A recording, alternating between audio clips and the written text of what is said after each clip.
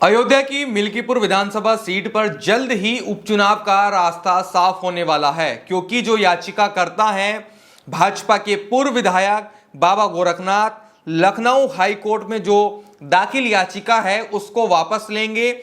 बाबा गोरखनाथ के अधिवक्ता रुद्र विक्रम सिंह ने बताया कि 2022 में लखनऊ हाई कोर्ट में याचिका दाखिल की गई थी, जिसकी वजह से अभी चुनाव आयोग ने जो घोषणा की 10 विधानसभा सीट उत्तर प्रदेश की, उन 10 विधानसभा सीटों में से मात्र 9 विधानसभा सीटों पर उपचुनाव हो रहा है।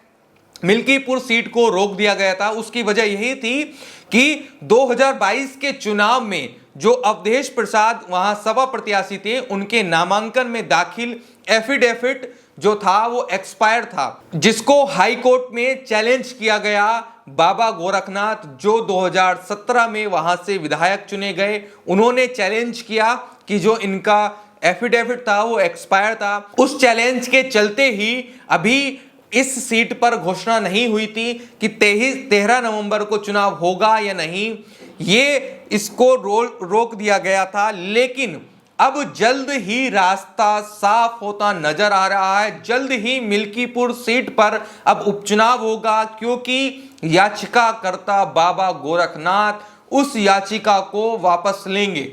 ये एक सबसे बड़ी खबर आ रही है कि जल्द ही याचिकाकर्ता बाबा गोरखनाथ अब अपनी दायर की गई उस याचिका को वापस लेंगे, जिसके बाद जल्द ही चुनाव आयोग वहां पर उपचुनाव की घोषणा कर सकता है। मिल्कीपुर सीट वह सीट है जो अयोध्या जिले में ही आती है।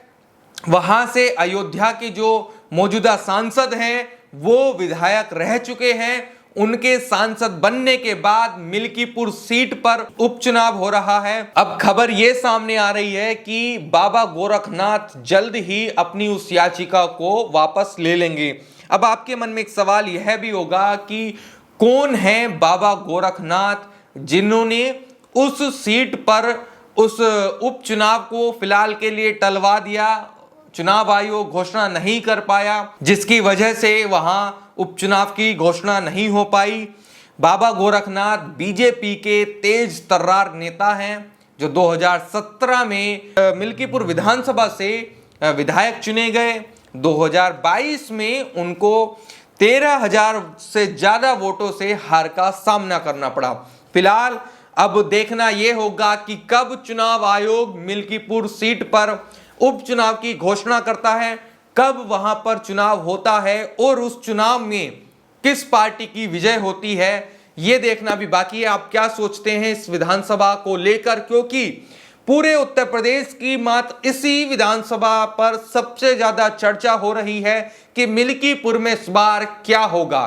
क्या सपा के हाथों जो सीट थी ये इस बार चली जाएगी?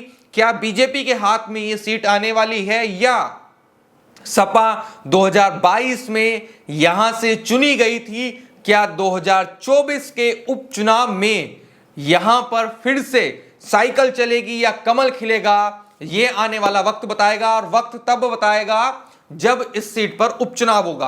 आप क्या सोचते हैं इस खबर के बारे में, वो कमेंट करके जरूर बताइएगा। बहुत बहुत धन्यवाद।